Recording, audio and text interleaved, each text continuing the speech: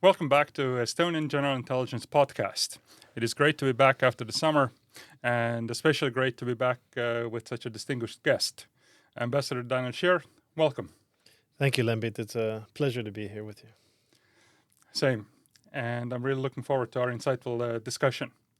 To get started, I would like to ask you to give a bit of a background of your journey on how you've gotten here in the positions with the Ministry of Foreign Affairs, to the ambassadorships in Africa. What have been the key kind of learning and turning points, aha moments, and then, of course, in the context of the coming AGI world, and also how the Estonian General Intelligence has grown throughout the process. Yeah, and looking forward to the discussion.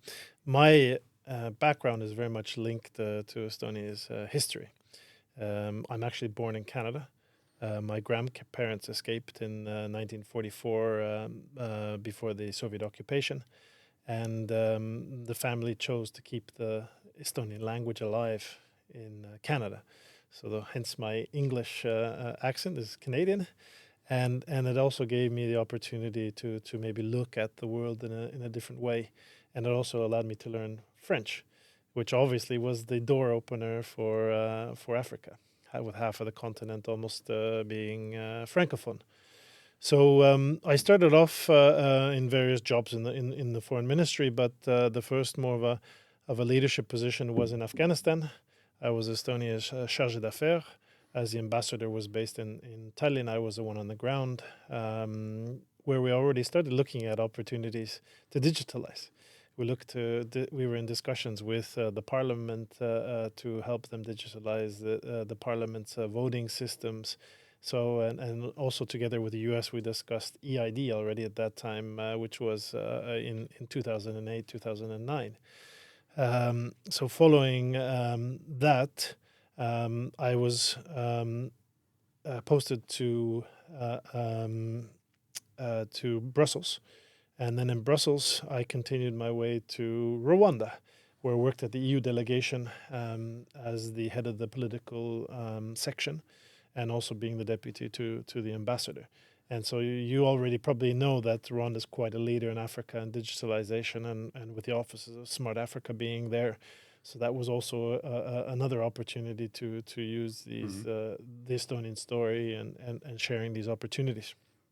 Following that, I was ambassador, a non-resident ambassador to the Balkans, to North Macedonia, to Serbia, to Bosnia-Herzegovina, and to Montenegro, which are also quite up and coming countries in the technology sphere, and very keen on learning from our experiences. Then I did the UN Security Council campaign for Estonia, where I was responsible for the African continent. I visited about 30 countries in 2 years, so I'm up to 37 countries on the African continent that I've visited. And again, part of our campaign story was again telling the Estonian story and also offering to see how we can share experiences, how we can develop these relationships. And I think from there, the relationships with Africa really started developing even further. Of course, before that, we already had our embassy in Cairo. And there were different, being more in the northern African component. We also had ambassadors to Tunisia, to Algeria, and to Morocco. So now from there was more the sub-Saharan focus on the continent, and there was quite a livid interest amongst the ministers of IT or communications or digitalization. Every country has a different minister towards this cooperation, and I think that's something that we've been building on since then. And after that, I was Estonia's Commissioner General at the EXPO, the World Exposition in Dubai, where again one of the key messages was about our story of e-government, digitalization, AI, cybersecurity. It seems to be our visit card that runs always ahead of us. And after returning from there, I was ambassador at large for Africa, and then 2 years ago appointed as ambassador to Kenya and to South Africa, and here we now are. So many different activities, so many different postings. Definitely, I've already done more than most people do in 10 lifetimes. So definitely exciting story. But let's jump immediately in then to the question of, or actually, what has drawn you to the African portfolio, and what is what do you see that that's most exciting, and what keeps you getting on those long flights back and forth? Well, it's Africa's 54 completely different countries. But I still remember the first flight. I was observing the elections in Burundi, and I Mhm. remember the opening of the airplane door. It was you had to use the stairs. There wasn't a direct entry to the airport. And I remember that smell of like the fresh earth coming Mhm. right in through the door, and that smell still remains with me. The sort of the differences, the spices, and how each country is different. The music, the food, the business mentalities, Mhm. what sectors you lead. So I mean, I think it's so interesting to discover a new country all the time. And on the digital side, I mean, that's the next frontier. I mean, it's definitely the one who is developing the fastest. It's growing the fastest in terms of population. It's a young population. Everybody's interested in technology. Where we in Estonia see is we were skipping different technologies. Mhm. When I moved to Estonia from Canada, Canada was still using 286s and 386s. In Estonia, it was already the Pentium. In Estonia, we use mobile phones. You don't have very few landlines in people's apartments or Mhm. houses. Well, we're still using laptops and things like that here in Estonia, but in Africa, everybody does their business through the smartphone, through the telephone. So they're already skipping that next to Mhm. the next technology, and I think that's what's really exciting. Absolutely. And but let's broaden the discussion a little bit about kind of Estonia's strategy in partnering with Africa. What are kind of the key takeaways, key messages, and also what have been kind of the key developments over the last few years? So I think there's a lot of interest in our story, but the big challenge is how do we build the cooperation in that area? Um, as the listeners know, we have 100% of our services are online. Um, is there a country in Africa who wants to do that right now? I don't know. It's very difficult to say. But each country has their own area that they want to specialize in. So, for example, early on, we helped Nigeria build up their finance planning system, also looking at the budgeting solutions with an Estonian company helping them. And then we've done taxation in many countries. And then we have what's called the Estonian X Road, which I think you've probably already heard from Mhm. the previous podcasts. Looking at who the speakers are, has also been quite a good solution in Africa. Looking at more rather than looking at the whole concept of e-government, we've been more successful in sort of solutions in the African countries wanting to do a very concrete thing that they can in some ways can show back as well that what are the results on, because with e-government, especially in Estonia, it took some time before we started seeing the results. Mhm. So it's not like building a road that you can go and you can see it, you can see the school. If you're going to do a full sort of digitalization of your government, it takes a couple of years, maybe even more. So we see, I see at least on the continent that it's more focused on very concrete things, and I think one of the areas that's really up and coming at the last moments is EID. How to identify yourself? How Mhm. do people identify themselves? And those are two areas that we're very much focusing in both Kenya and in South Africa. How much do you feel that it's the question of technology versus the question of more of a strategy or policy or even more of the organizational change or transformation? Yeah, no, that's a great question because they always ask us, well, you're a small country. You're only 1.3 million people. We're this many millions or we're this 60 million or whatever it is. It's not possible. The technology is the easy part. The technology can work at any number. The problem is change management. And I think that's also where there's a lot of success in our cooperations. We have a lot of MOUs signed, a lot of people coming to Estonia to study, to speak with the people who are practitioners. The big challenge in Estonia is that we don't have consultants, sort of left over, because everybody is a practitioner these days, and the government experts who are actually running the governance system are those same people who would be able to share their experiences. Absolutely. So they're very busy keeping the country's system alive. So I mean, I think that is one of the key messages, and what we did with President Kaljulaid, Kersti Kaljulaid, at the Africa Union summit, was that we organized a meeting with other heads of African heads of state. I think there was about 5 or 6 heads of state and about 10 ministers around the table, so that the peers themselves can share the experiences. Because often it's a question that has to be, the change management normally has to come from the top. So for us, it was really the prime minister with the support of the president who said, no, now we're going to change things. Here's your ID card. Here are the services. Here are the things that you get. Everybody starts to use it. So I think with the peers speaking to themselves and with us also sharing our experiences, that's the best way to go. And I think that the other message that we pass is also do the cross-border services. Because I think that's something where the EU has been trying to do a lot of catch-up. Often we have an EU law for digital signature, but I'm sure that there's many countries that if I send a digitally signed document, either the technology is different or there's just no possibility of even presenting a digitally signed document. And this is somewhere I think that the African continent can already frog leap what we're doing here in Europe, is by already making sure that the cross-border solutions are already in the technology developments. And I think the last thing that the message that we pass is that we're here to share our experience.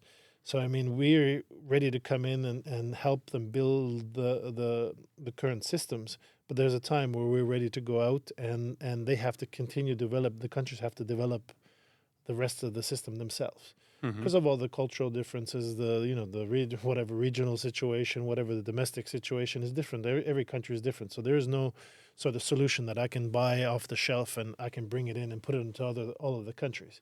So again, developing your own IT sector, which we've benefited from. One of our fastest growing export sectors is the IT sector, and has come exactly from the public-private partnership, working together and also building up the IT sector in your own country. Absolutely. With my experience, also working in the Estonian IT sector and also some global vendors, and also spending a couple years in Africa, actually working with the German Development Cooperation.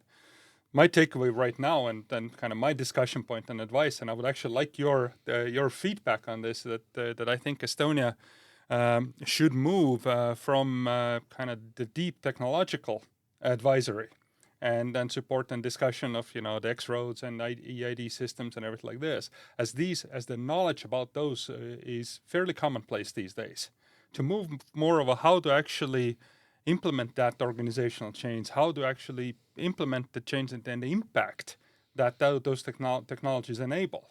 And that's where something that I always say that Estonia's smallness has been a great advantage. We have been able to actually come from pretty much a system where we had nothing to build up not only the technological solutions, not only the utilization of those solutions, but actually seeing the impact of using technology. The first guest in the podcast was Lucas Ilves, and he actually made a very good point. He said it's not that Estonia is 10% or 20% or 30% more efficient than some of the Western countries or some of the other large organizations, that it's actually 3-4 times more efficient. Yes. And so I keep promoting that the big export article is actually how to not only, of course, utilizing technology, but how to actually make that transformation, make that change, organizational change, societal change, get that impact. And not only that, but we've been quite good in doing it for other people's money, because a lot of the funding actually came from European Union. and then promoting that, then becoming a partner to the countries and becoming partner to the large donor and other organizations. Very long question, but what's your No, response to?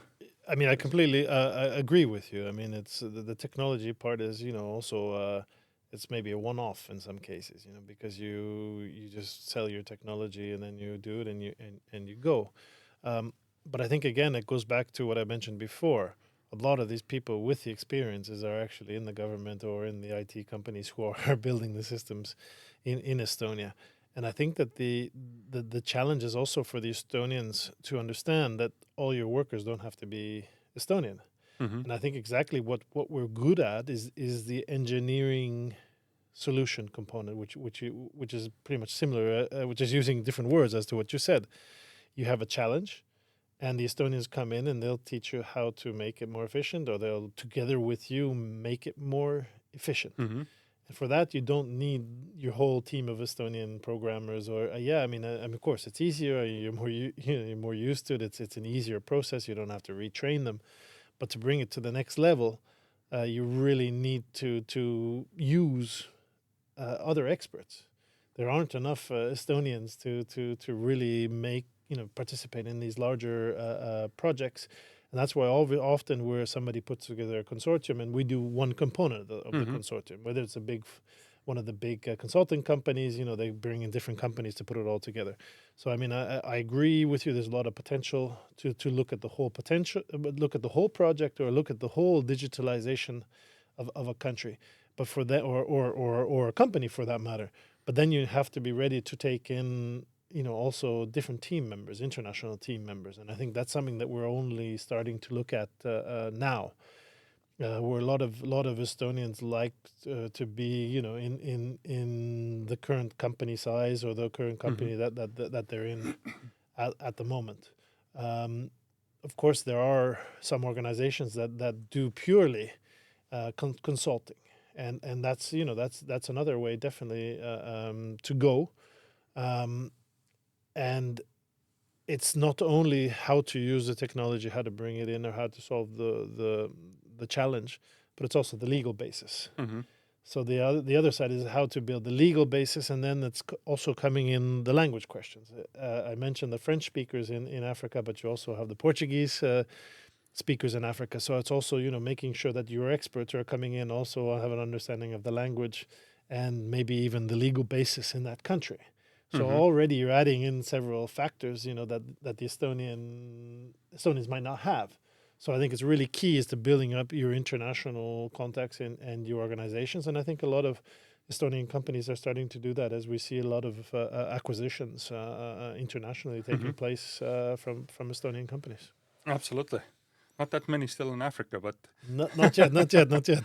because this is something that one of my reflections, and then one that really didn't kind of didn't get driven home for me until I actually lived a couple of years and worked with the Rwandan the organizations and also with Smart Africa very closely, and through them with the other organizations.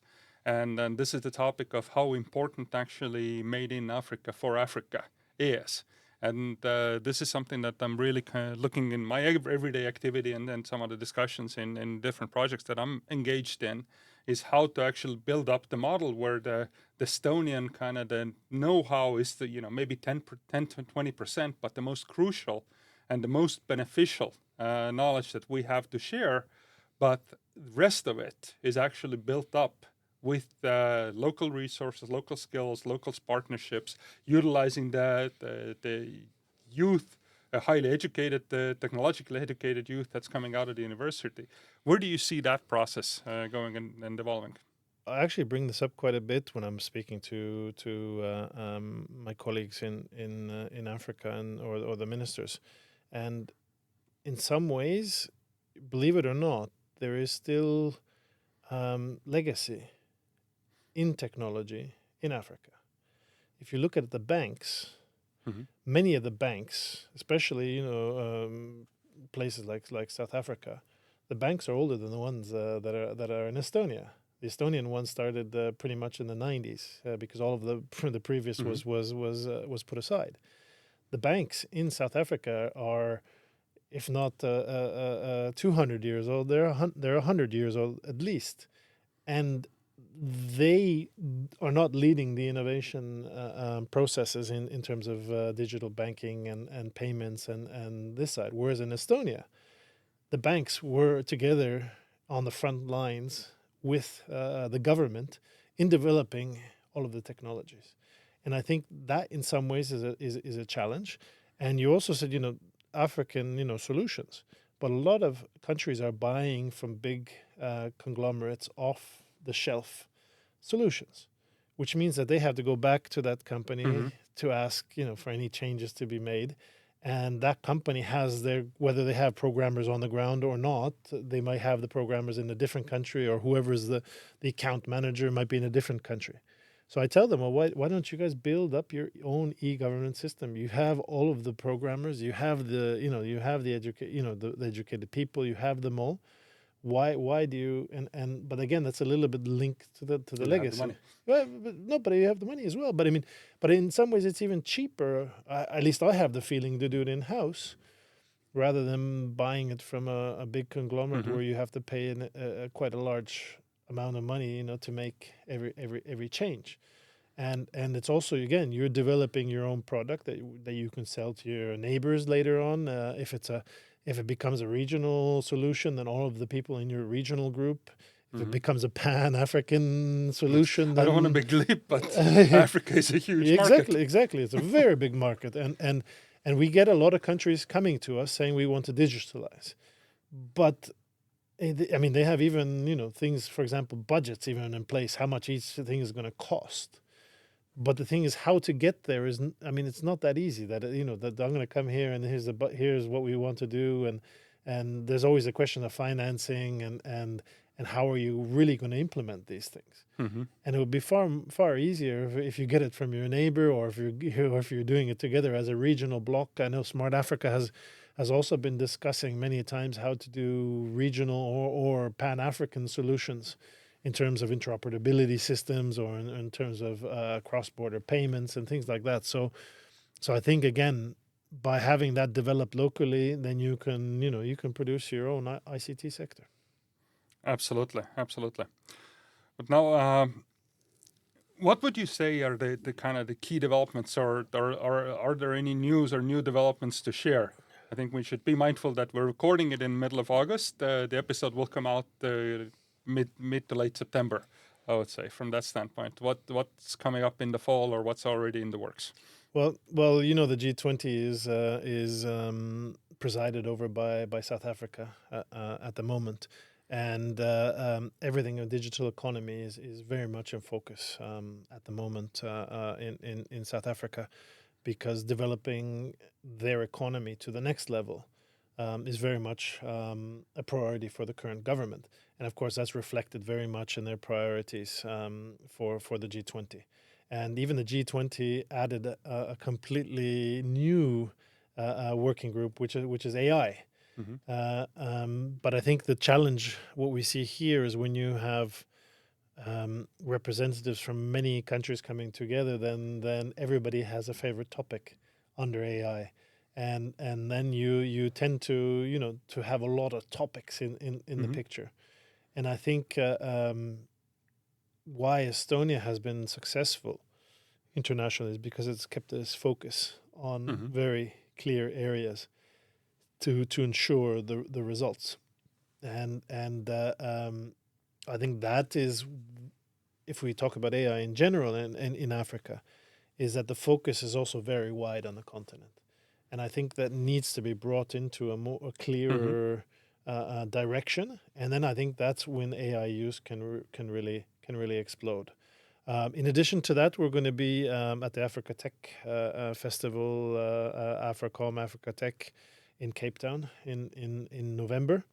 And then in December, Estonia is going to be organizing for the third time Latitude 59, which is a startup conference that got started in Estonia and is our flagship startup event. And we last year we had over 1,000 participants, and now they're looking to do even bigger things. So lots of things happening on the continent, and I mean even the EU and African Union have agreed also to have their summit in Angola. So I think there's really a lot of things going on, and I think Africa already has a lot, and I think we tend to forget, or the ministers tend to forget, that they already have a lot of tools. There's often a lot of talk about we need to have more internet, or we need to have pull more wires. When we started in the 90s to do e-government in Estonia, it was still the dial-up. And we all remember those b e sounds, and we were able to do e-government with that. So maybe the focus should be a little bit changing by looking realistically at what's already existent, and to make those things more efficient, what we discussed just earlier, and to use the assets that we have in a more efficient and effective manner. And linked, I think, to all of this is also the Africa Free Trade Agreement, the Africa Continental Free Trade Agreement, which also has a digital component. But I think that has to be also developed in a quick way through all of this e-government, because I mean that was, for Estonia, 60% of our trade is intra-EU, and making those things more efficient is also the key to trade. And how can you do? You do it digitally. So I think corridors are very much in focus. One-stop shops, one-stop border posts, all of these things. Lots of things linked to, for example, e-visas. Kenya has an e-visa.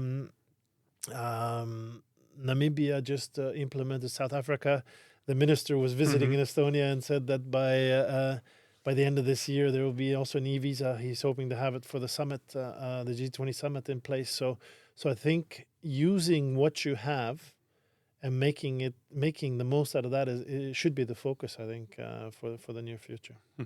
And out of all of those things, how much are we directly involved with? Most of it? We're involved in a lot of these things. I think the focus has recently been more in terms of bilaterally, other than Smart Africa. So Smart Africa has also been named as the partner for implementing the digital component of the Africa Continental Free Trade Agreement.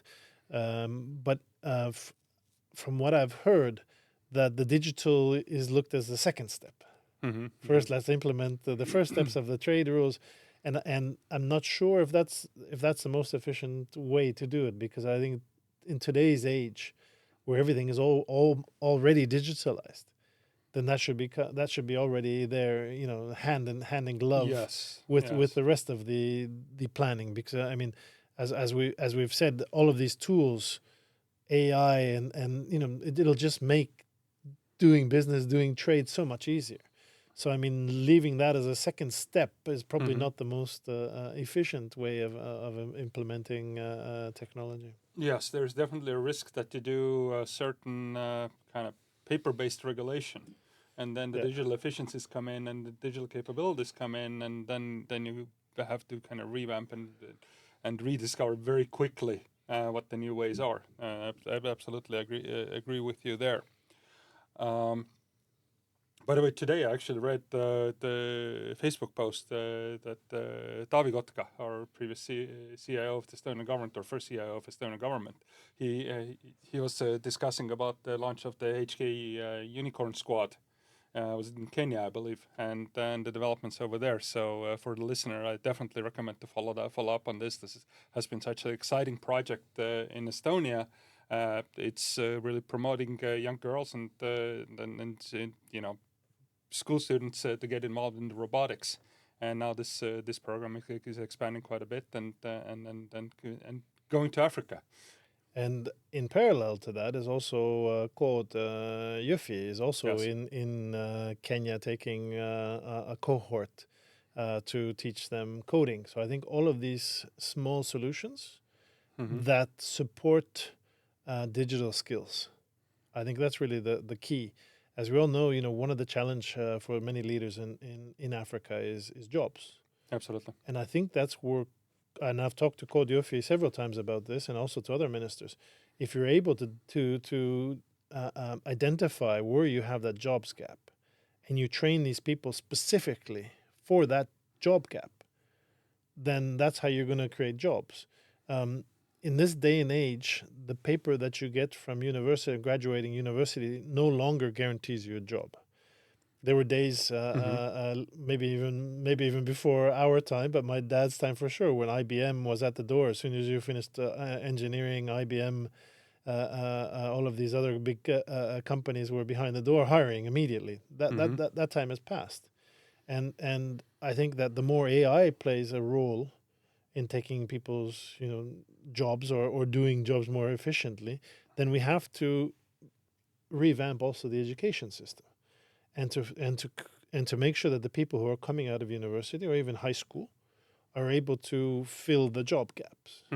And I think that is, I mean, it's something that Estonia is starting to discuss, but I don't think there's any country who's really looking at that in a very, very huge way. We did have a very exciting sort of exhibit at EXPO in Dubai, where Dubai Cares had these sort of computer booths where you could sort of select your job of the future, where they're already starting to predict what are the sectors that they're going to be looking there will be opportunities for, but also which areas, and then also giving you sort of an educational path to that. So where Estonia is also talking about the individual e-government path, Estonia is also talking about the individual education path. And I think that is especially important in Africa, because often you get a lot of people graduating from universities, because I mean universities is still the prestigious component, but they're not necessarily immediately getting jobs after that. So having them, getting the digital skills is key. And in addition to those who are educated, we're also focusing on the women, for example, the mothers who are during the day looking after the kids. Somebody comes home, the elderly, the older children come home in for the evening, and the mother will be able to go, for example, do digital skills training afterwards. That was one of the keys in Estonia, where we trained the kids during the day at school, and then the elderly and those others who were not able to access, we did those in the evenings. And I think these types of experiences are key, because then again you benefit from what already exists in the country. Because again, I repeat, there is quite a lot of internet in Africa. Yes, it's expensive, but there are different solutions. There are the centers you can go, and the Wi-Fi points, and they're all over the place. So I mean, I think it's just a matter of changing again the mentality of the education system. And again, I repeat, it's not an African thing. I think it's something that's going to apply to the whole world, because this paper is no longer that your diploma is no longer going to guarantee you a job. Absolutely, and I think that's something that and we'll come deeper into the AGI and then the AI developments and the impact on in world in general, and including the education as well. But I think the most of the world is right now a bit confused, a bit at all, and still figuring out how the language models and the expansion of AI tools and coming AGI, how this will impact the education, how it will impact the life and living itself, and including governing and running businesses and all of this. I think that's a very interesting aspect, and I think this is something we're in Estonia definitely waiting for what the fall will bring with the AI Leap project in bringing the AI tools into the educational system. And I think this is also something that would love to share that experience, I'm assuming, with the African continent. At the same time, I have the feeling that we actually have quite a bit to learn from the continent as well, having worked very closely with Smart Africa. The projects such as Smart Africa Digital Academy and the other developments, I think there are quite many exciting things that are taking place there already. No, I completely agree with you. I mean, that's one of the other things that we're not coming to teach, we're coming to share. Mm-hmm. We're coming to create joint experiences, joint ventures, whatever you would like to call them. The universities in Estonia are very much involved. TalTech, where we're currently doing This podcast, this and that we're very podcast. grateful to Taltech for providing those facilities. Exactly, is with us in Africa. Tallinn University, Tartu University, everybody sees the potential there for cooperation. And we also have a lot of African students in Estonia. And we see that potential at the PhD level, especially giving a different sort of vibe and giving a different view to what's happening in the world. And as I mentioned earlier on, the smartphone is what's developing there the fastest, and that's that is the future. The using your laptop is reducing, and I think you said we'll discuss AI more, but I think with AI solutions, the laptop will start to disappear because you'll be able to do most of your things already in your telephone. You'll be able to dictate. Bad news: the smartphone will disappear as well.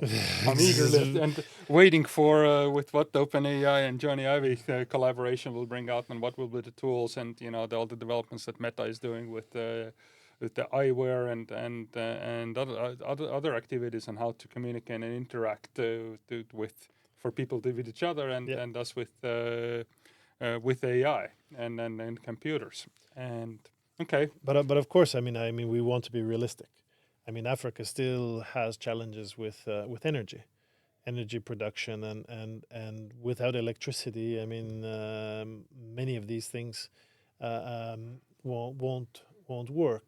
So I think the electricity energy production will also be interesting to see how technology influences that. We're also talking about hydrogen, but I'm also assuming that there are some other developments in this sphere taking place as well. knee-jerk reaction, and of course, is solar. Yes, of course. So Yes. solar is, but solar needs to be stored, and Yes. often hydrogen is one of those options. Absolutely. So of course, Namibia very much focusing on that, and South Africa looking at these options. I mean, 60% of the world's potential electricity production from solar is in Africa. So yeah, it's definitely a no-brainer. But yeah, without these questions being resolved, and also even with the glasses, I mean, you have to buy the glasses. Yes. So also the prices of the telephones and or the smartphones is also something that a lot of governments are focusing on. So Kenya is even producing their own smartphones. I think they said $40 or $60, somewhere around that is the sweet point where it makes it available for a much wider group of people. So I think that technology also drives the prices down when things start to develop faster. Yeah, of course, you might not have the big 3-fold or whatever the screen telephone, but you'll have a smartphone that you can do your everyday required activities or options that you need to do. And communicate with AI. Absolutely. To get a lot of the benefit and a lot of the results. And I think here also the challenge, because there also are some challenges in terms of education level. And if you're able to speak and it recognizes your language that you're speaking into it, then speech used AI would be also a solution to give more services to a wider group of people if they're not they don't have the ability to read or write. So I think that's the other way of solving, bringing more people along with us. This is something when I was in Rwanda, I was very impressed with their project. And they had Kinyarwanda language, natural language processing project, where people were actually able to just call in and get access to the government services by just using their own voice. So you didn't need to have be able to read or write, but you were actually able to access government services in your Kinyarwanda language.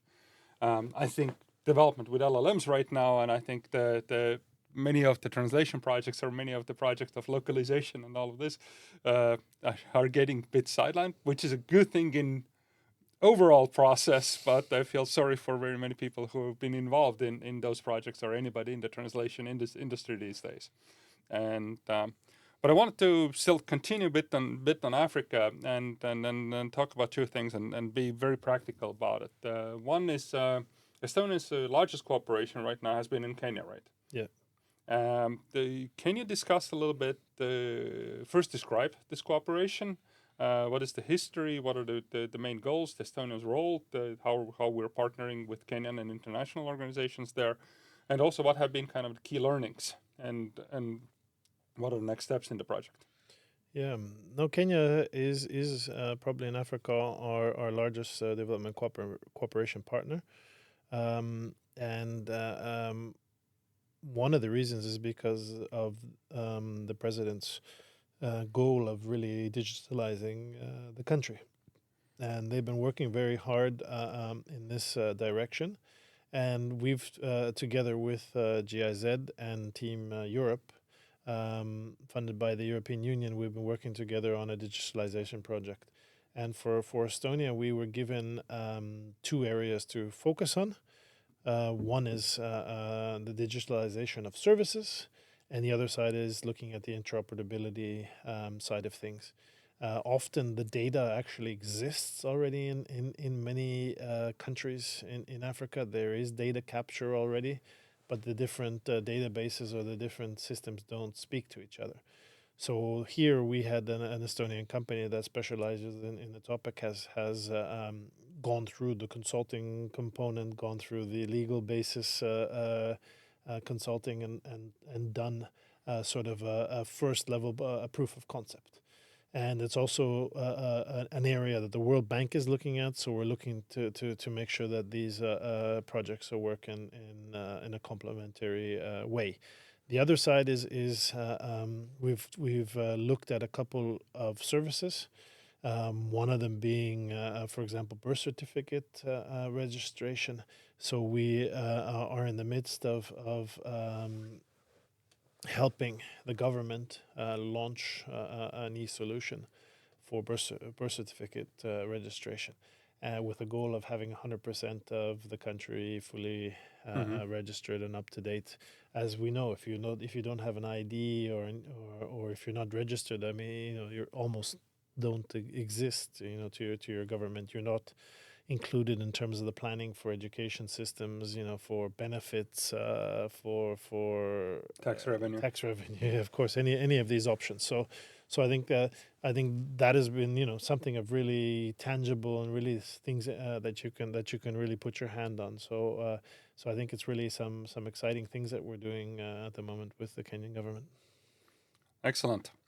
And that's a good way to continue. Actually, you mentioned World Bank and working with the GIZ and other organizations. How do you see Estonia's role in the development cooperation and working with such large partners? Because this is something that I keep promoting. That I think in addition, well, not only I, but in addition to being a great partner to the partner countries and the partner organizations with the countries and the Pan-African the organizations such as Smart Africa, African Union, or the regional organizations there, I see a great partnerships that are already taking place, but which can definitely be advanced also with World Banks, with European Commissions, with Team Europe partners, with GIZ, etc. How do you see the developments there? I think there are two things that give us a competitive advantage here. One, in the 90s, we went through a similar process. We had all kinds of donors in Estonia. We had all kinds of consultants in Estonia. So we know a little bit what it's about. We know that there are some really good partners, and there are some who are a little bit more challenging and give you different pieces of advice. So I think there we are able to build a connection with our partners because we've been through the same situation. Second, we've also really implemented a real e-government system. We've really digitalized our society. So we're really giving we share our negative experiences. Mm-hmm. And I think, before we were talking about, technology and things like that. Our ID card is not Estonian. We borrowed it from the Finns. The Finns took it first. We just made it work, and faster to work than they did. So, I mean, we are agnostic often to technology. It's really the one that works the best and making it work for you. And I think those are really the where we also have a different mentality.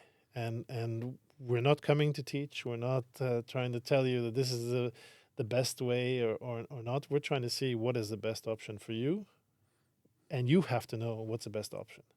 So what I find is those governments who have been the most efficient in Africa, not only in digitalization, but in development in general, they're the ones who are ordering the music. They're saying, I want to do A, B, and C. And they're willing to say, no, I don't want your project that you want to do here because it's not one of my priorities. Please do this or please do that. And I think that those countries who have come to us, amongst them, of course, Kenya, and who've wanted to work with us, those are the ones who have been the most successful. And I mean, outside of our, we have our countries that we're focusing on, which is Kenya, Namibia, Botswana, and Uganda in terms of development cooperation. And then South Africa is in focus in terms of business cooperation in general. It's our largest trading partner in Africa, especially in terms of services, the export of services. They know what they're looking for. And so they come with concrete asks. If you come to us and say we want to digitalize, well, digitalization isn't something that comes overnight. So you have to ask, well, which component do you need help? And when you can give that type of messaging, when you know really what you want to achieve, it's much easier to work with the donors. And I think again that's where the Estonian expertise comes. In some ways, I wouldn't say that we have the ability to choose who to work with, but we have a certain set of requirements that you have to know this, or you have to have this in place, or you have to be working on that. So to make sure that the thing actually works that we're trying to do with you. We don't want to come and just do something to get a check mark. We're too small of a country to put our resources into just putting a check mark and saying, oh yeah, we're helping. No, we really want to make sure that everything that we do is done in a successful way, and that our partner really benefits from it, and that it's something that they really want, not something us pushing onto them. We've been through that already. So. And also, being a small country, we're not coming with the massive budgets. Yes, exactly. exactly. That we actually come exactly. with the experience. And sorry to add to that, I mean, and that's why we say we're coming to do a partnership. And one of the partnership ways is to go together to ask for funding. Because often the way that funding works these days is no longer that it's only one country asks and then one country gets. You either have to have, for example, an EU country partnered with an African country, and then you can ask for funding from the EU. Or you need, 4 countries. You need 2 African countries and 2 European countries working together to do projects, especially in terms of the Horizon funding for research. All of these research projects means you have to have multiple partners. So I mean, it's this partnership component that is changing in development cooperation that often it's a little bit slow to get used to. And what we're offering is our sort of our experience and our seal of approval as being a good partner to go get more support for that country to meet their goals. Absolutely. Now, we've talked about the exciting and positive things. Let's cover a little bit of challenges. Where are your biggest frustrations, or where do you see the biggest challenges and roadblocks are right now? Well, I mean, I think I a little bit mentioned it. I'm really frustrated by all of the connectivity discussions, because connectivity is often number one on the table, and then somewhere, I don't know, 0.75 or 0.99 is what are we going to do with all the connectivity? Because connectivity is, again, actually it's quite a bit there already. And I think the key is how do we bring everyone along with us, is how to use that connectivity once you get it. And how to make it affordable. How to make it affordable, but even that, if I'm using it for social media, then it's expensive. If I'm using it to run my company or my business, whether it's the Google ads or payment system that you can you open you make your website and or you're really fast growing at the moment in Africa is the music and the entertainment scene. And the question is how do they monetize that? And if you're monetizing your production that you're using, even if it's expensive internet, you're going to pay it because you're actually you're actually gaining from it. If your internet is meant only for social media and you're not actually earning anything from it, then it's expensive. So I mean, I think that's also sort of the area that we have to get over, and I think the key is for the African continent to have all the same access that we have here in Europe to monetizing what you're doing in the digital sphere. And I think that is probably one of the challenges. I mean, I don't know the information behind it, but I know there was an Estonian who was working for Google in Africa, and he was looking at all of these extra services that Google sells, and that was in 2010, 11, and Google at that point decided that their services with a monthly fee were still too expensive to really expand quickly on the African market. I have a feeling things have probably changed by now, but I don't know how many of these different monetization options that are offered in Facebook, Google, so on and so forth, how much are actually allowed in Africa. How many countries have access to these resources?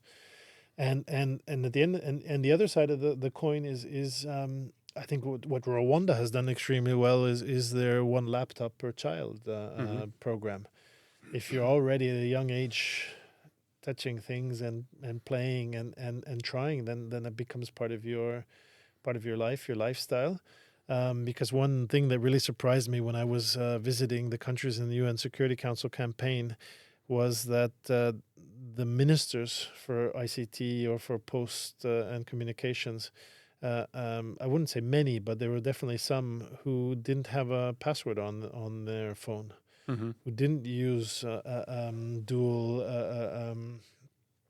passwords and dual identification and solutions, whose children use their work phone to play themselves or their spouses or things like that. So I mean, I think that in Estonia you're already born with cyber lessons and sanitized, making sure that you don't click on anything strange, because I mean I won't forget one of the messages that I got from a cybersecurity expert is they're never going to hack the cybersecurity expert. They're gonna hack the lowest, weakest link. And at the end of the day, that starts with our children and making sure they're educated. So when they're older in the positions that they already have this basis and they know, wow, this strange email, maybe I won't click on it. I'll check it a little bit more and I'll question it. And I think that's maybe also something a little bit cultural related. You don't question as much because the elderly, you respect them and what they say you listen to. So I mean I think that something has to be done. Something has to be taught in the schools, because the cybersecurity side is going to be probably the biggest risk to digitalization in Africa. And the other part is actually educating the elderly as well. Yeah, of course. And which is until the kind of the digital portion of the society, it grows into the elderly stage. Yeah. There are many challenges with actually the people understanding and what are the risks and how fast the risks are developing, especially with the development of the AI technologies and the voice calls and everything like this. Yeah. And and while we are quite aware in Estonia, I mean, it's still some crazy stories that how people get swindled and how creative the attacks are, which are definitely something that we can share. And I guess with all of these voice overs and things like that through AI, it's going to become even more complicated. So I mean, it's we have to catch up everywhere to what these challenges are, and it's very. I mean, we have these programs. We have the education system. It's just a matter of sharing them. But I think what can also learn from Estonia is that we're teaching our teachers. Mm-hmm. So we have to make sure that the teachers are better informed than the students, because a teacher cannot teach something that they don't know or they haven't experienced themselves. Mm-hmm. So when you're buying or giving access to kids to internet, you have to make sure that the teachers have twice Yes. the amount or 3 times the amount of access so that they can teach them later on. Access and motivation and Yeah, of and course. knowledge and skills, because especially in this rapidly changing technological environment, just being able to accept or understand the change. Yeah. Youth and children are much more adaptive. Absolutely. But continuing a little bit on the frustrations, one of the frustrations or the kind of feelings that I got was that there's still quite a bit of work that's taking place with, setting out strategies and getting a new levels of blueprints and kind of discussions of what could and should be done, and then less of an effort is actually going to make those things happen and get those projects started. And the other part of it is that and this is might get horrible feedback for, is that there's still a whole lot of conference tourism and discussions, and people like to have very fancy, very detailed discussions, but there is so much repetition in those discussions. How do you see that this can change, or how Estonia can support in changing that role? Part of the repetition is good, because this is how we learn. When we repeat, and then we have a new aha moments, and when we're in the in the conference, and I know myself why I like going to the conferences and then discussions and in the panels and in debates, because I may be discussing the same thing that I've been discussing for 10-20 years, having a discussion with somebody about EID or X-Road, that most of the people in Estonia were a bit sick of it, but there comes a new nugget of information, or there comes a new aspect or something like this. But still, in general, I have a feeling that if about a third of the effort that goes into the conferences and that goes into the blueprinting and kind of updating the previous blueprints and all of that would go, and funding actually and investment would go into actually making those changes happen, and then learning through the execution. Because this is also one of the key learnings that I've seen from Estonian side, that we actually, rather than discussing of what should be done, we actually started doing and getting those lessons. Well, I think one of the lessons from Estonia is that digitalization is not done by a minister of digitalization or IT. If I'm not correct, if I'm not mistaken, in the 90s we didn't have a minister specifically for digitalization, and it's a horizontal case.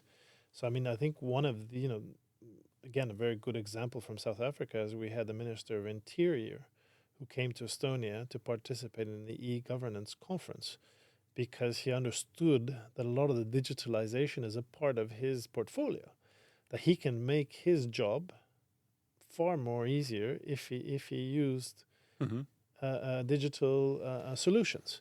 In some countries, for example, in Benin, you have a very strong ICT minister who has put the services delivery in a digital way as a priority. But not all digital ministers can tell all of the other ministers, or sort of they can provide a platform, but doesn't necessarily mean they'll use it. So that's why often it's important that the head of state, head of government, is the one who's putting the agenda into place and saying the ICT minister or whoever it is the one who's going to put in the guidelines.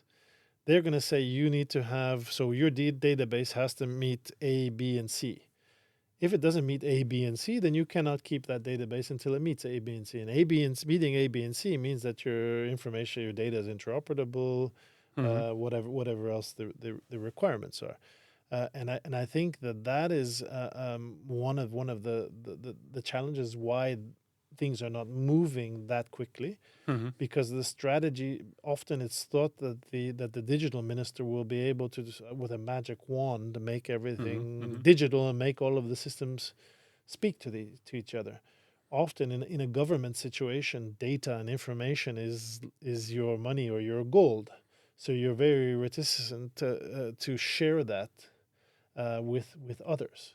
So often you need to be pushed by your boss to say, yes, this is what you have. Yeah, you keep the database. I think why, again, in Estonia, as it was successful, everybody kept their database.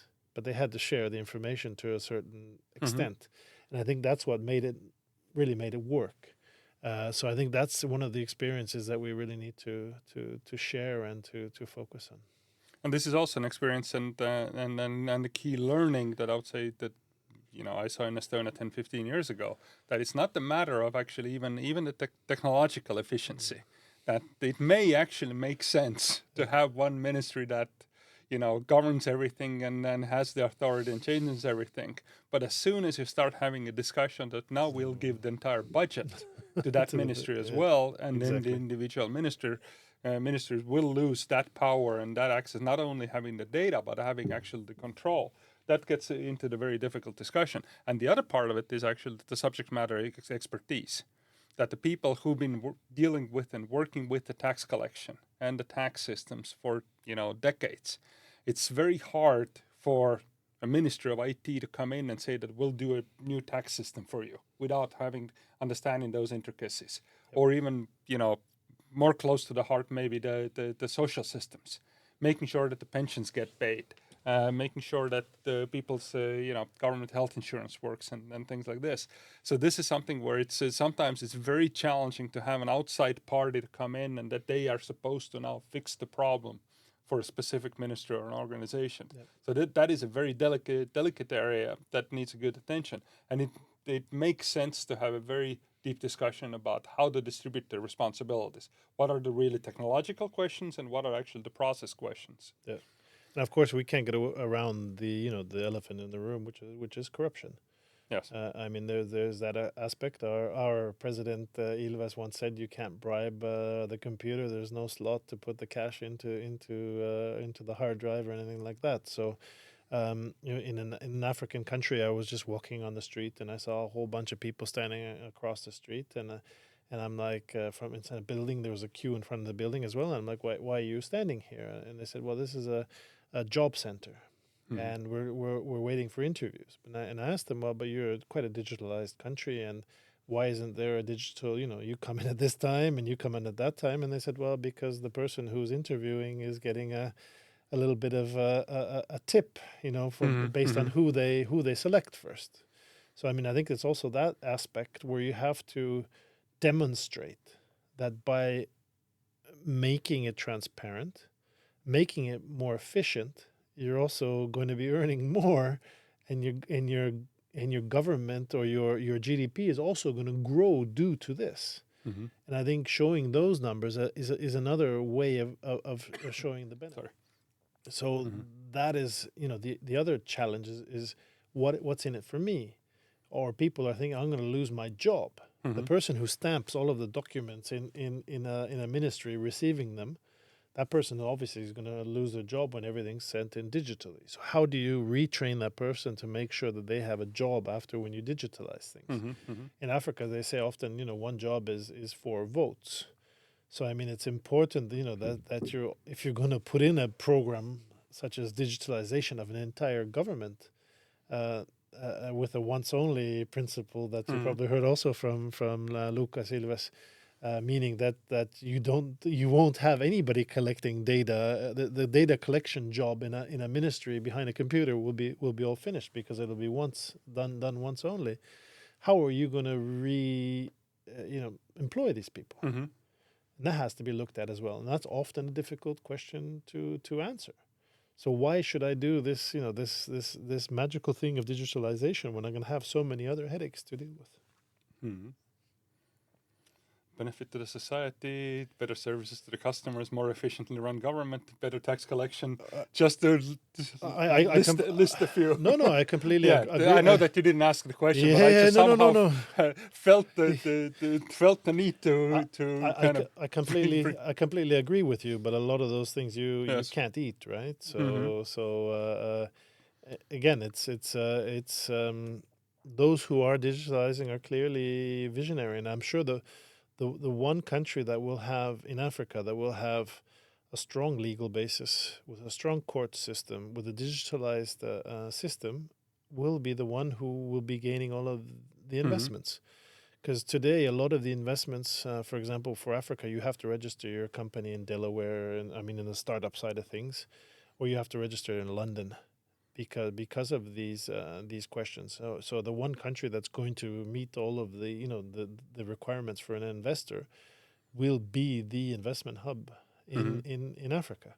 And I know, for example, Mauritius has been working hard to go in that direction. They have a lot of avoidance of double taxation agreements, and they've been working on the digitalization of their solutions and company registration and things like that. So I mean, there are countries who are working on it, but I mean, the first country to have the full package Mm-hmm. will be will be the center for all of these investment options. And I mean, just again, I mean, I'm biased with South Africa being the ambassador there, but their legal basis, is one of the, if not the strongest, one of the strongest Mm-hmm. on the continent. The Estonian companies who are registered there have said, they haven't had any worries of somebody coming knocking on the door and asking for some challenge, Mm-hmm. for contributions or whatever. They feel that the court systems have really look after the interest of the companies. So I mean, getting an e-government efficient system in parallel to that, could be bonanza for them. Mm-hmm. Mm-hmm. Absolutely. And then one more aspect that I still would like to cover before we get to the AGI topic. It's having worked at GIZ and briefly being part of the Estonian government, being 1 year the Minister of Foreign Affairs, and then for a few years being involved with different development cooperation projects and activities in Africa. One of the frustrations that I had, or in some of the discussions that I have with some private sector companies that come to me and say that, so how do I do business? And there is this tender out. How can I participate and win this? And my response immediately is that you're quite late. This stage, it has been a very long process, especially considering that very many projects are being done with foreign support, whether it's the collaboration with the European Commission, whether it's World Bank money, whether it's GIZ, whether it's somebody else, that there is actually quite a long planning process. So my advice always is to understand that planning process and how that works and what are the projects that are in works, and participate and in partnership with the Minister of Foreign Affairs, with other the organizations that are actually supporting and advising. So be aware of that kind of the back systems. But the other part of it that I'm kind of seeing is that in my mind there is this huge gap. In one hand, there is a really tight competition for when the tender comes out, everybody wants to win it. There are many international companies, there are Estonian companies, there are U.S. companies, there are Chinese companies, there are Indian companies, and there's a lot of local companies that participate in that tender. So it's a very tight field. Everybody's trying to win it. Usually the prices are quite low. The bids get quite low, and then the quality varies definitely. In the other hand, I see that there is a challenge that World Banks and the European Commissions and large development organizations, that they are actually struggling with finding good projects and good avenues to actually fill their promised spend, to be so blunt, but more to actually find the really good use for the investments and funding that they can bring to the markets. And this is something where I also see that to increase Estonia's role, maybe to kind of be the partner to both the partner countries, and how to actually develop budgets and develop projects and then communicate those well, and understanding also the bureaucracies of the large international cooperation, the organizations, and on the other hand, be part of those supporting those organizations. And I know that some of this activities is happening, but I definitely see that this is something where Estonia, also from the experience, as you said, that we've been doing those projects for a long time. We're very good, and I add to it that we've been very good in actually not only selling the projects, the bidding and proposing the projects, but also kind of monitoring and reporting on those projects. How do you see potential for that kind of a additional support or shift for the Estonian kind of cooperation policy? Well, first, I want to start with the first part of your statement about the tenders. I think the same applies to Europe. If you haven't been in the process and you're coming just out of nowhere, you don't know what the previous tenders for a link to this tender are, then you're out of the picture anyway. So I mean, I don't think it's just an African Yes. case. It's definitely not something, maybe in some sort of tenders, you can just send an offer here in Europe and they just look at the price quality or even sometimes just at the price. But in Africa, you definitely have to build the relationship, and that's what I'm, telling the companies. You have to be on the ground, and I think our experience from Expo Dubai really helped a lot of companies understand that you have to have boots on the ground, and that's the best way to go. In terms of your other question, I think you're completely right, because if you're the donor country and you don't have a digital society, or you're not fully digitalized, you don't have the experience of companies to sell the product. So often what you have, similar to the connectivity side, connectivity is the easiest, because all of these big European countries have their own telcos who are happy to go and help you build up your internet Data centers, pull the networks. cables. Exactly. That's the easy part. And even in some ways, things like digital or the ID card with a chip in it, the passport with biometrics is also easy, because we have also a lot of European country or companies with a long history of producing documents and IDs and things like that. What we don't have is exactly where our niche is those companies who have really built up a digital society and who have built up the different systems. And I think again it goes back to where the Estonian niche is if all of the Estonians are working for one or two or three Estonian companies, then those are the only ones that are able to go and do the tenders, which means the Estonian experience will be less. But if you actually going to build an international company with your project managers maybe being from different countries from our end of the emerging Europe area, who also have similar experiences, whether it's with our Latvian, Lithuanian friends or Poland or something like that, and you have a series or our Ukrainian friends who have done also incredible things in e-government. If you have a company where you're built between them, but the sort of, how can you say, the main experience comes from an Estonian engineer who's able to think through those challenges, then you're able to have more of the Estonian idea exported. So I think that is sort of the way, one solution for the future, where again, I think the Estonian companies currently are buying up companies in various European countries or in the US to use that as their leverage, not only into that country but also to export later in the future. And I'm pretty sure when the war ends in Ukraine, that the Estonian companies will be very interested in working with the Ukrainian companies to export e-solutions, especially war-proof e-solutions to the world. I think that could be something with a lot of potential in the future. And also, I'm still kind of maybe pushing on this a little bit, but I also see as a cooperation article actually the knowledge of how we ourselves do tenders in the situation where we are fully digitalized. That also means that digital is very critical to us. So how do we actually plan and prepare the entire tendering process, the funding process, the strategic planning process? And this is something where I see that cooperation can be very beneficial also to the partner countries and the large donors. No, I completely agree with you, because how to make things more transparent, how to make them more efficient, because the stacks of paper that you probably need to deliver for a tender these days is probably not only killing a lot of trees, but is also doing a lot of repetition in documents, and at the end of the day, a lot of this will be AI written, I guess. Yes.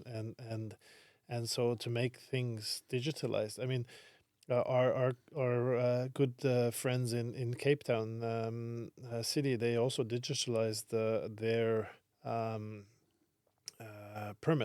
building permit process. So you cannot issue an application for a building permit on paper any Hmm. longer. You have to do it. But the thing is, they didn't realize the massive size of the documents or the applications that are coming in. So of course, initially there was a bottleneck, and It then they will had to overload expand. the systems. Exactly, which we had similar to what we had in Hmm. Estonia with COVID. Remember the history, the health history solution, or the health solution Hmm. was used at a very limited number until everyone had to apply for their COVID vaccinations through the system, and Hmm. then the whole system crashed. So I think again these types of It came up experiences. fairly quickly as Yeah, well, yeah, of but course. No, no, in Estonia, yes, yes, of course.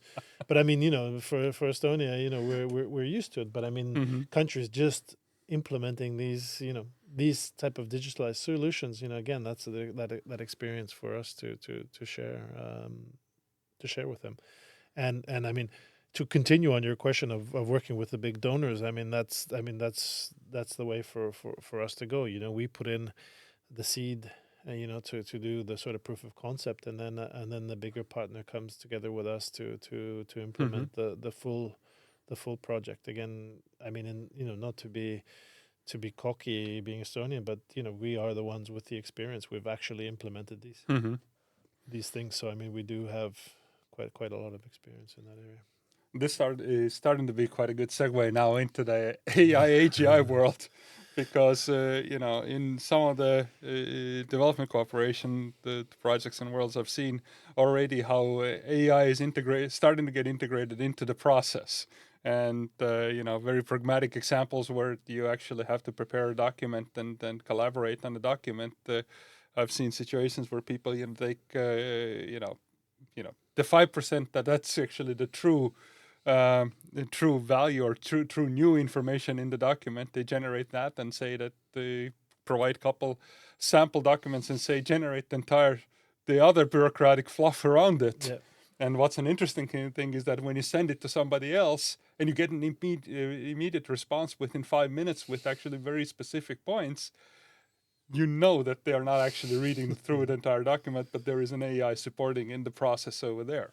So I think this is the change that's coming, But and maybe, but also. maybe the AI will already make the application process more efficient. You don't have to put in all of the fluff, the government things, because the AI will already know that. So the questions that will be asked will as it will already have quite a lot of information on you as an applicant. Yes. Then you won't have to apply all of the I think this will pleasantries be. and I think this will be very interesting. How the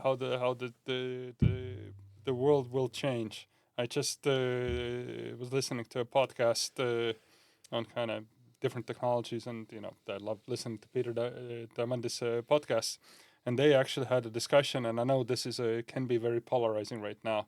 That one thing that actually Doge in US is doing is that they're actually applying AI to all the bureaucracy and the governmental regulations with the goal to reduce it by half. Don't quote me on the exact number, but the process is actually, and that is actually an interesting concept on how to make the government run once again much more efficiently. And there was much deeper discussion on it, but this is something that I think will be an interesting discussion. But as we're already starting to talk about AI, let's talk a little bit about AGI. First of all, I would love to hear your kind of definition and understanding of what AGI is and how do you define it for yourself, as it is a very ambiguous term. Pretty much everybody has their own different understanding of it. yeah. I mean, it's you're the one who's been introducing much of it to me. We've had our discussions with each other on this, and for me, it seems how do you use AI in an intelligent manner? So matching your intelligence, your human intelligence, together with AI to bring more efficient results. So Mm-hmm. it's not just letting AI do everything for you. I mean, I've been using some AI apps recently. It's good before a meeting to check somebody's background, what are their likes, or or you've seen some sort of some event happen, and you wanted to find more information about it. And I found, the really, in some senses, the bias Mm-hmm. that's that's coded into the AI, especially immediately taking the first info bite that comes up. So for me, is AGI is how to not only to analyze this Mm-hmm. correctly, add the sort of the additional value to the AI, but also how it makes your intelligence more efficient. Mm-hmm. Yes, there's definitely the different aspects over there, and I'm having very many interesting discussions. Like I use obviously AI, AGI, or AI, and I would say AGI quite a bit. And my definition of AGI is that the difference between AI and AGI is when it's discussion about AI, it's still tools, technology, Yeah. getting a better report, having something done more efficiently, having picture recognition, face recognition, things like this. When we're talking about AGI, for me, that means that we're actually, having machine intelligence coming to the table and working as a partner. Yeah. It's include AGI and the discussion with ChatGPT and all the business processes in developing Portata AI and in different discussions. Very much of the preparation for the podcast, I start out with actually asking ChatGPT to do a prompt for a deep research on the discussion partner. Then I actually have both ChatGPT and Gemini providing that deep research to me. So I have, up to 100 pages of documents to read through. Obviously, I keep in mind that it hallucinates and sometimes it comes up with the very interesting stories. And, yours was very impressive. Some of the things that I recognized was actually, I was like, actually, half the work of Minister of Foreign Affairs, single handedly done by Ambassador Schaer. Very impressive. Thank you. But still, so this is kind of part where the AGI comes into place. But this is also that we kind of have to be mindful that, or very often when I share that information, people even get offended. No, that's not right. How do you feel about that? I'm like, but this is something that you have to understand that this is now the world view of you. Yep. Uh, That's what's out there. and considering the fact that more and more people are using tools like ChatGPT, like Claude, like Gemini, like Copilot as their partners in thinking, Yep. this is the view that they have of you. And this is, you have to be mindful of that. Yeah. And then, and not to, don't get offended about it. But I mean, sorry, I mean to cut you off, but I mean, we were just in Sweden and we did the same. We're in City X. We have pensioners. We have young children. We're a family. We want to have the best quality price ratio restaurant in city this. And they're going to give them the selection. And of course, the selection, you have to add your own intelligence to make sure you choose the right one. You have to still look into and to analyze them. And that's how, AI helps you live your life in a more efficient manner. But this will also play to the tourism industry.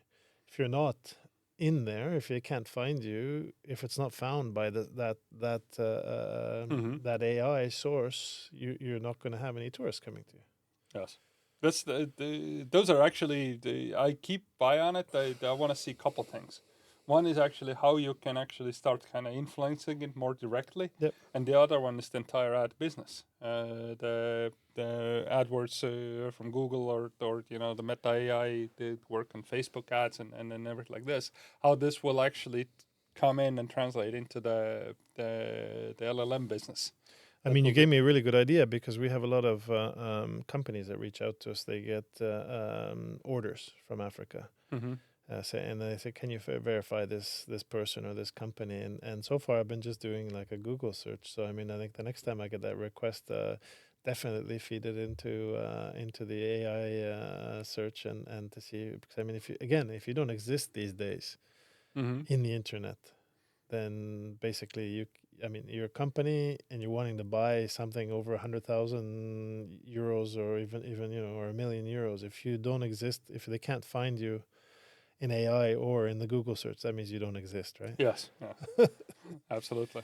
So I mean, again, especially when you're discussing digital. Yeah, exactly. But I mean, even if you're for example, I mean, one of the companies was apparently a UN some sort of purchasing. I Okay. mean, of course, as soon as I heard it, I said something dodgy.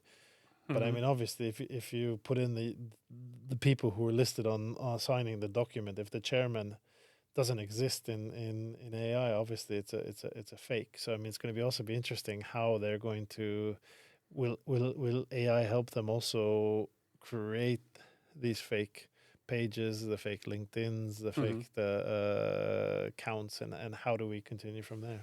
Absolutely.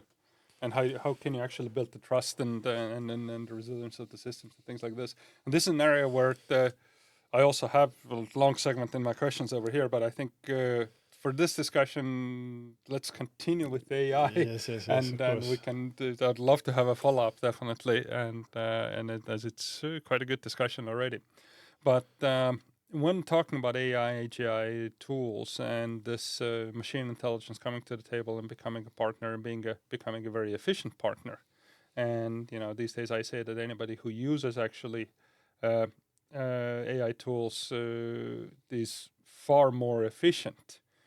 To the multiples of more efficient than the people who don't use or who are kind of afraid. So I advise everybody to start using, just having conversation with ChatGPT or Claude or others. And but this actually brings an interesting challenge that I would say that about 3-4 years ago, before ChatGPT was out or this big AGI wave came and all of those discussions, I was very optimistic and futuristic and hopeful about the fact that in Africa you have this youth population, you have this quite well educated, technologically educated youth population that can be the true engine of all the change. But now I'm actually a little bit concerned of what will happen when actually AI comes in and all the work will be done by AI agents and all the development work and all the physical work will be done by robots and all the transportation will be done by self-driving cars and agentic solutions kind of coordinating those. That what is the impact on the continent and I know that that is a big political question, but also I'm actually curious in how using those AI tools and kind of AI developments, how can Africa actually kind of frog leap all the Western developments and the speed of developments, and all the way coming to the question that are we at one point too legacy in our thinking or too last year in our thinking then going forward.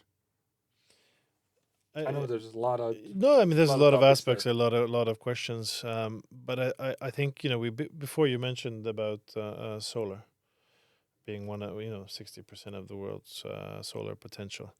It's also the leading area for arable land, where you can start being more efficient in agriculture. A lot of the agriculture on the continent is subsistence farming.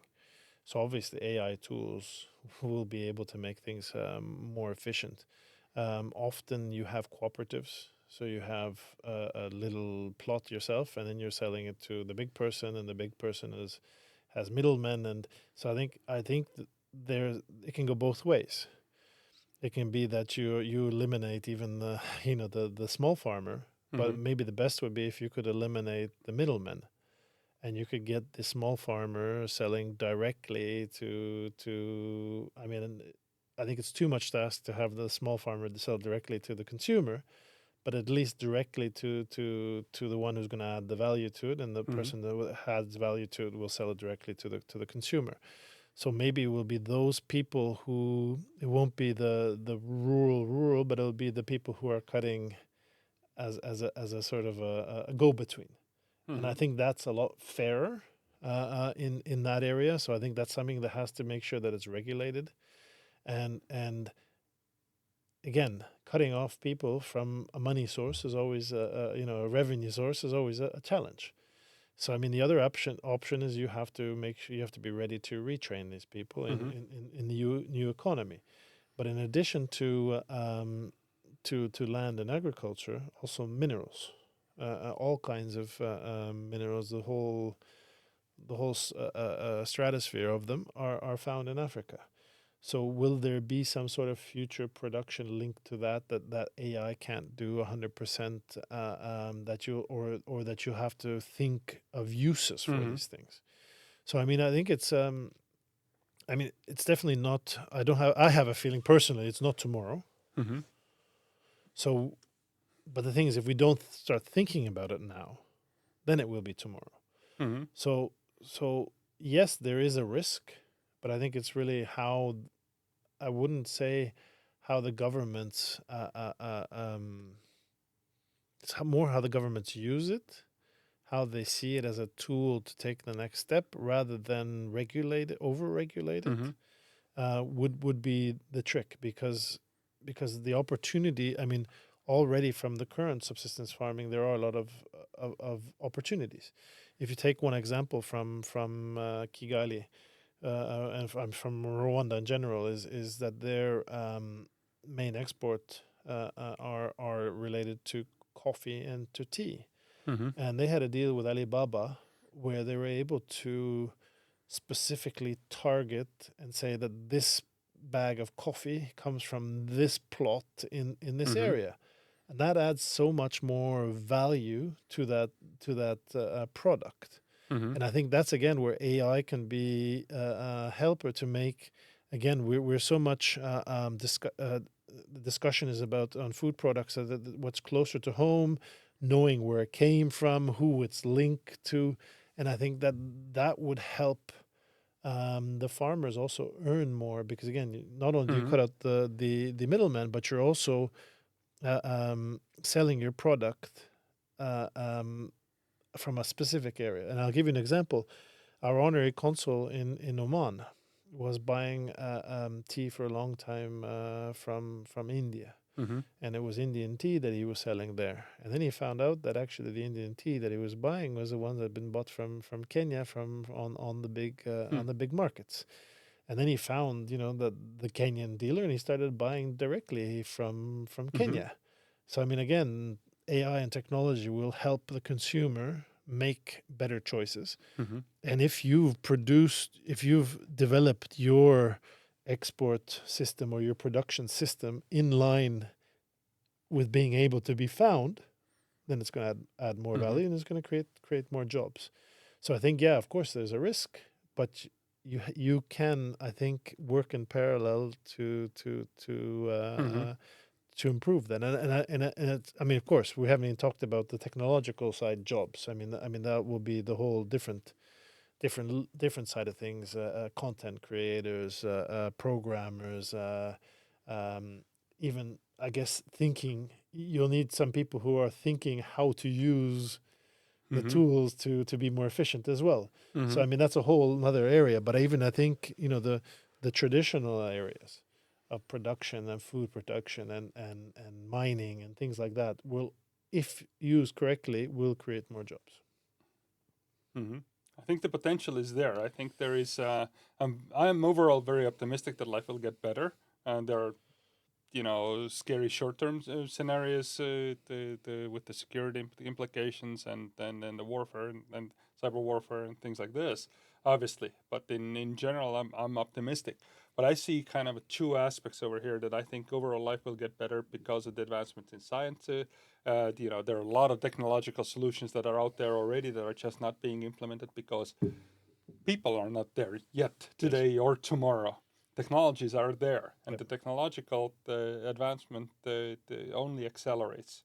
And so it's the AI impact on the science discovery, science delivery. Yep. Getting solar panels more efficient, and making energy at one point Yep. abundant, or material consumption, or also the simple things, or simpler things like the drought resistant crops, and so the farmers can be more efficient and get the more efficient results, things like this. So this is very positive side. The other part of But it is let's be obviously. honest, that some of the not using technology is also due to current large conglomerates not wanting the new technology to be used yet, because they're still selling their low technology solution Absolutely. and things like that as well. So it's Yeah, there's lots of money to be made in inefficiencies. yeah. So I mean, AI will also, I think, open the doors or open people's eyes to see these technologies, and maybe in the past where you were able to hide because you could hide it in those Mm-hmm. corners. Now you with AI you won't be able to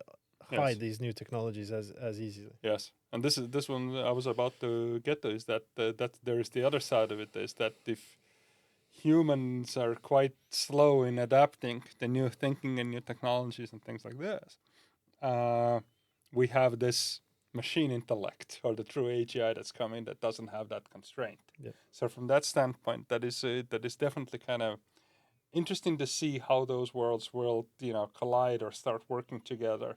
It's not going to be the single point where there is this is not are we over the threshold or not. It will be gradual, but I am advising the organizations and governments right now to really actually have somebody focusing already on the AGI aspect, not just AI as technology, as digitalization as technology, and then other aspects, but really having it somebody thinking about how will the world change and how do we integrate the machine intellect to the table, to the discussion.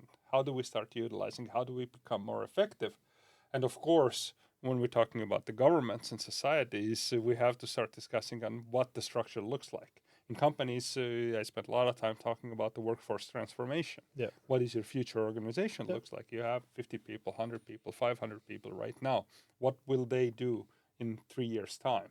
What will the organization look like where you have 50% of the people who are 5 times more efficient than Yes. the rest of the organization? How do you prepare for that? And I think this is something that that is also quite important. That we had the discussion about having the challenges and benefits of having the IT ministry in trying to support and implement the technological change.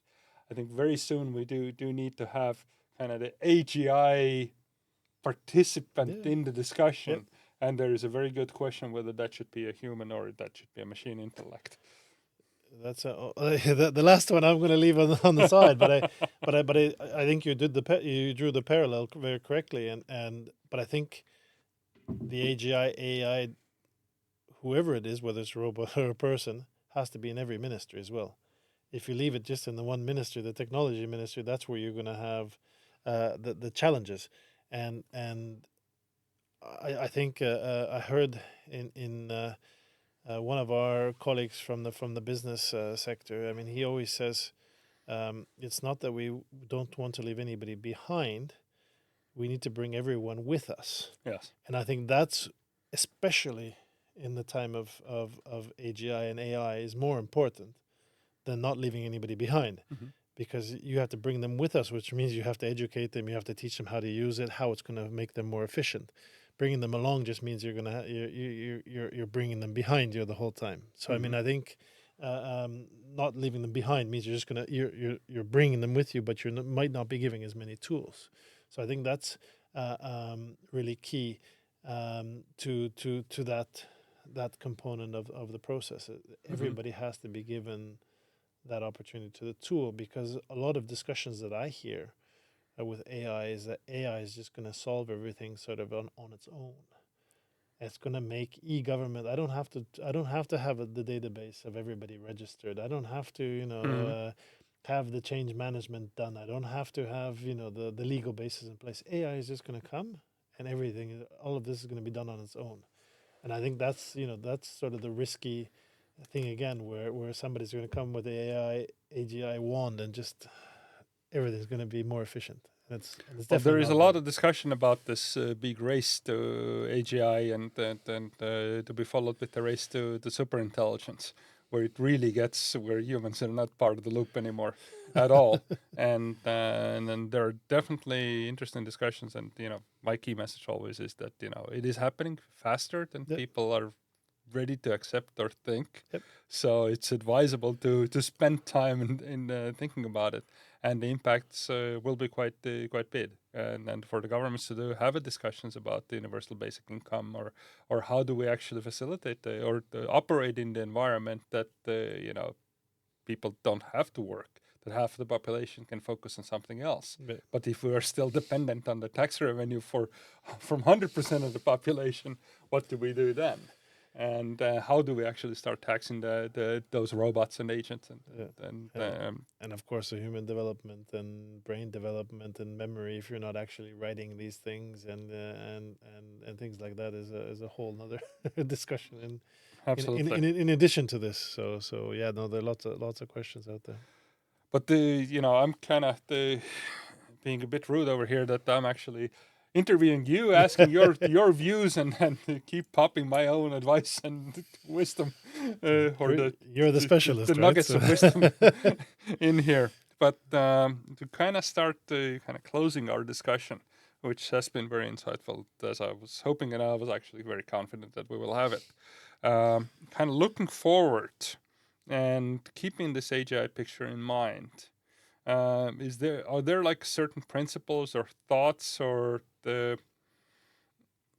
aspects that you kind of remind yourself to be mindful, and also that you would advise anybody in the digitalization efforts, or the advancement of digital societies or development cooperation world, or everything that we've just discussed, that should keep in mind I or could keep in mind? I think ambitious, set your goals high, but in a realistic way. So I mean, the Estonians always have this the realism aspect already sort of printed into us. But the fact that we were ambitious to say that we don't have enough people to give services to our people, so we have to find a different solution. And I think that was really key. And I think we're getting to a point where we also need this ambitious sort of direction back again. And I think that that's something what we can get from the continent, because a lot of Mm-hmm. the leaders are setting ambitious goals and want to get to a good place. And I always use the word partnership because um, we might be, the most digitalized country in the world, but we've borrowed solutions from different countries. We've borrowed the ideas. We've just made them ours. Maybe even more efficient, but that's a whole other discussion. So we have to keep our eyes open, and we have to we can't go to that direction where we know what's best for you, Mm-hmm. because that's what we had in the 90s. That's what a lot of the countries in Africa have had, And they're frustrated with and they're that. Somebody frustrated comes in with and it. says that Exactly. we don't need to implement Estonia in Africa Exactly, at the end of the day. and I think that that's why they appreciate us coming in a frank way and saying this is what worked for us. Mm-hmm. If you're interested, we're happy to do it together with you. If you're not, fine. At the same time, if you want to work with us, you also have to have a vision, and you have to realize it's transparency, it's efficiency, and it's also a trust-based system. So a country from Asia came to our pavilion and asked, do you guys have a back door, to your e-government system? I said, no, we have our log system, but I mean, once it's in there, it's there. You can't, you can't change it again unless it's logged that you've changed it. Oh, really? But how does the government come in and these kinds of questions? You know our system works because the people trust the government. Mm-hmm. The data belongs to the people, so the people feel that they are contributing to the developments. And I hope that with AI AGI, we're able to give the same trust to the people to feel that they're not only better off, but they're also part of the development of the processes. Mm-hmm. That it's not just the government saying now this is going to be like this, so this is going to be like that. We're also giving the tools to our companies to use the AI AGI Mm-hmm. tools. So I mean, and I think last of all, the companies have benefited from the government not intervening in the business processes. We're giving you a service. These are the e-services, easy to open your company, easy to run business, simple tax system, and we're not going to over-regulate. We Mhm. keep things simple. You guys do business, and we'll do the rest. And I think that's very important. The government shouldn't intervene in the work of the companies, and I think that's really key to our success in Estonia. Mhm. I really like the concept of the government as a service provider. That very That's it. often That's it. is a novel concept. Well, I think initially we even made the mistake because initially we thought that we're making the work of the government easier. But the goal of a government is to make the work of the life of their citizens and their companies better. Mm-hmm.